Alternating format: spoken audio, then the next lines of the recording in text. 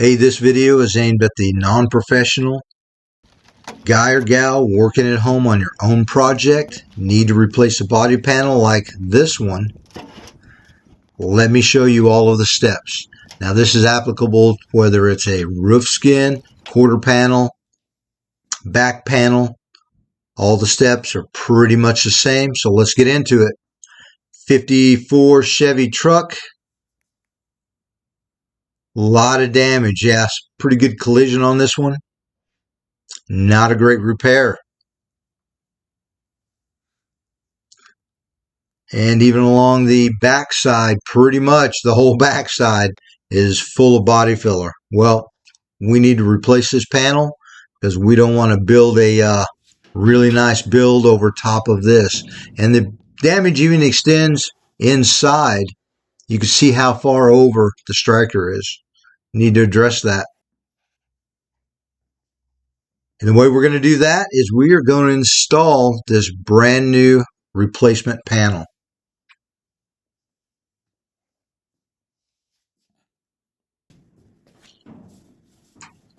Okay, the first thing we do is we get the vehicle up to working height. As you see, it's on jack stands. Remove the bed so we can get access. And now we're laying out our rough cut marks. Now what that means, rough cut, we don't want to cut too close to an edge because we may cut through something we don't want to cut through. That's why we do a rough cut. And this is the easiest way that I found. Make short work of it. Now that's going to be important later.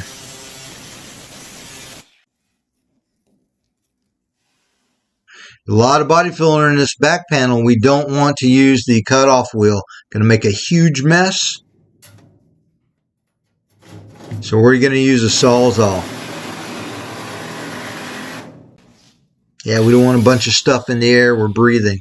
Okay, we left that little piece so that this panel wouldn't fall on us.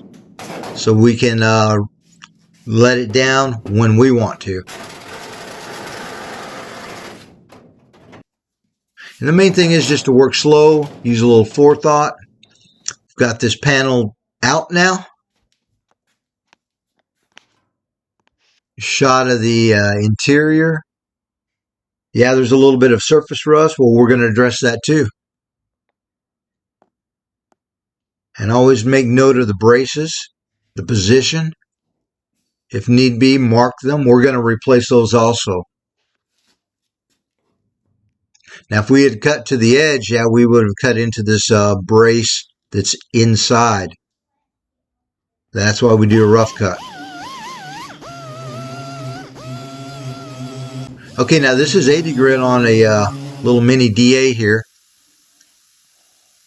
And what I'm marking out are resistance welds. This is the way the factory puts panels together with resistance welds. Okay, so now we're going to refine our cut. Cut out a little more of the old back panel.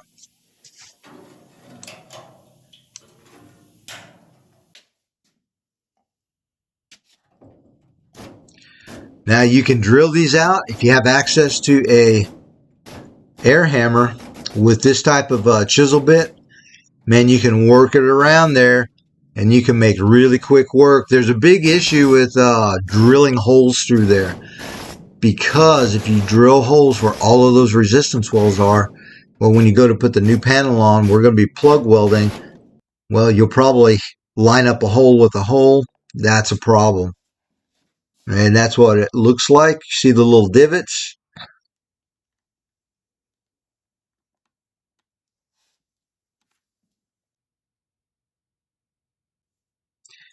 This is how we address that.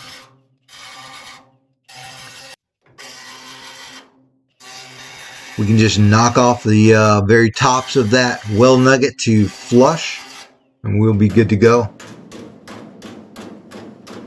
Now we want to come back and straighten the flange or mating area. And I really like using these flap wheels. Man, that'll prep the surface really nice, but it won't take off an excessive amount of metal. Always important. Now, that's our flange, our mating surface, whatever you like to call it. We're good to go on that. Straightened up. Now, this is a really important step. We want to use a weld-through primer or something in between. We don't want to put the new panel over a bare metal like that because it's going to rust in between. Not good. But now we're protected.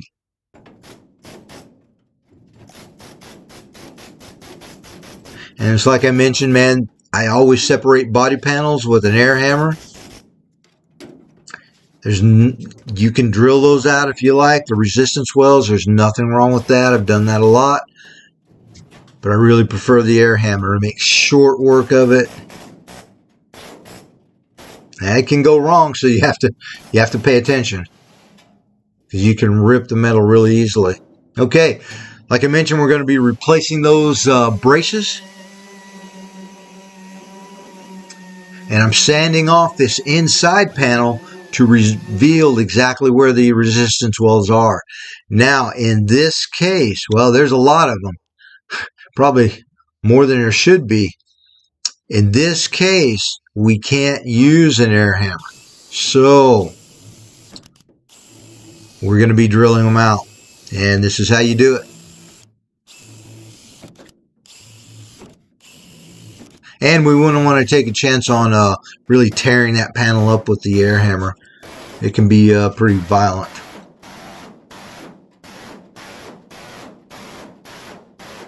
And now we're separating the last little remnants of the back panel. It's welded. And there's also on this one, there's a little retainer. And that makes it a little more difficult, but we're gonna get through that. And we are getting that little retainer out. Now, even though we've drilled out the spot or resistance welds, spot welds, we still need to separate those. And here's a shot of that. We're going to address that the exact same way. So like I said, whether it's a roof skin, a quarter panel, a back panel, a tail panel, all of the body is held together with resistance welds. And if you know how to remove those, it's the same on every vehicle. Okay, so here's where we're at.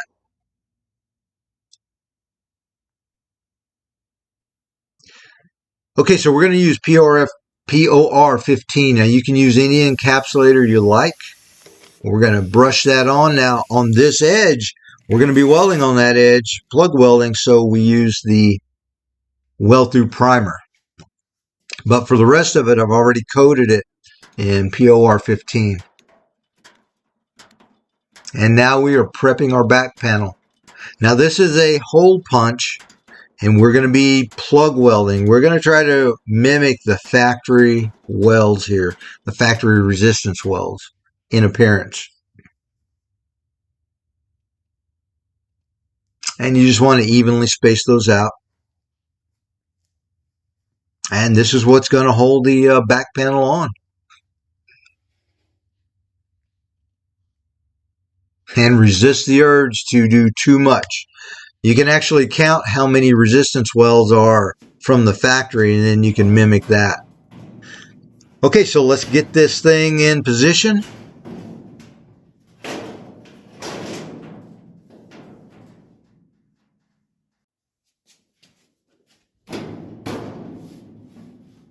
And we are getting it fit into place.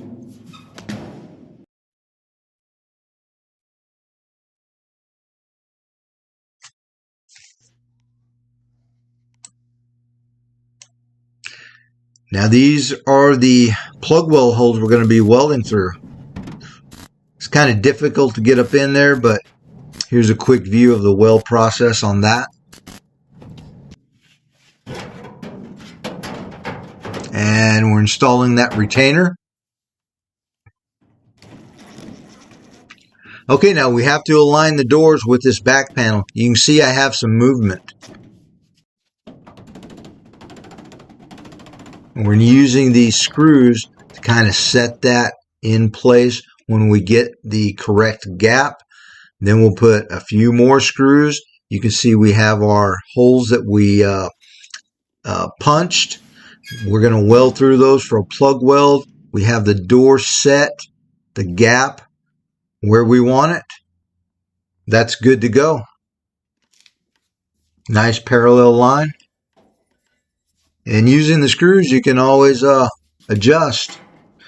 Okay, so we've set our front door gap at 3/16 of an inch. And we want to mimic that in the rear.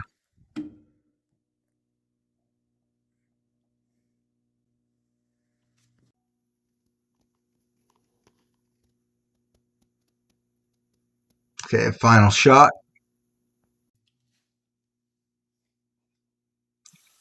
Now I really like using this little media blaster. This is a vacuum media blaster. And it doesn't get better than media blasting that little area because we already have our weld-through primer on the inside. The part is coated in EDP primer, so that's going to really not allow corrosion to start. But we've got the best prep ever, media blasting that little area, that plug weld. And now we're just installing plug welds.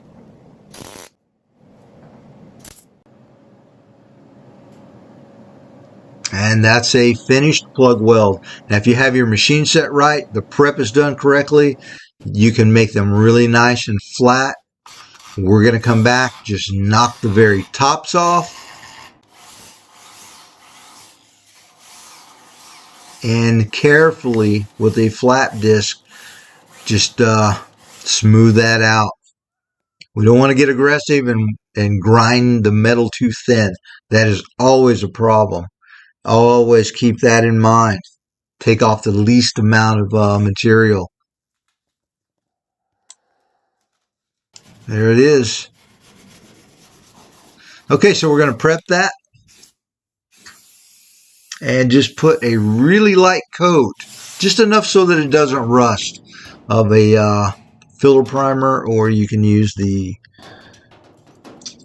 weld-through primer, just something so that it doesn't start rusting. It's sandable primer. Let me add that. You always want to make sure it is sandable and a good quality primer. We don't want to mix up a bunch of primer in a gun and go through all that. A little bit of aerosol is fine. Okay, so we're moving on to the back panel. Got that welded. Just repeat the same process. Dressing down those plug welds. Flat wheel. There's the finish out. Now, once it's all painted, those are going to look like the factory resistance welds. So like I said, this will work for any body panel. We're just repeating the steps on every mating surface. Okay, we're down to the braces. Now, these braces have a felt paper, tar paper slash behind it. I don't know the exact name of it, but there is a material so that it doesn't squeak and it doesn't allow vibration between the brace and the back panel. So we don't want to forget that. Now we've cut it out to the correct size. I have installed a little bit of weather strip glue so it doesn't move around. You always want to replace that type of stuff so you don't get squeaks or vibrations or anything crazy happening. Okay, we're going to finish this little part out, get it welded up, and that's going to complete our installation. And again, now if you don't have a spot blaster like this, you can just use a little scratch awl or something like that, a screwdriver or anything, scratch off the primer so that you can get a really good contact when you're welding.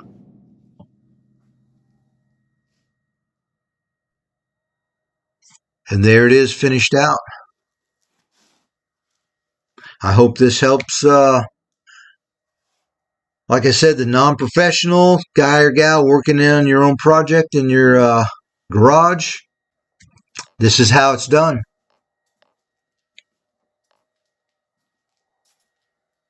If I can do it, you can do it. Hey, like, subscribe, leave a comment. As always, thank you for watching and supporting the channel.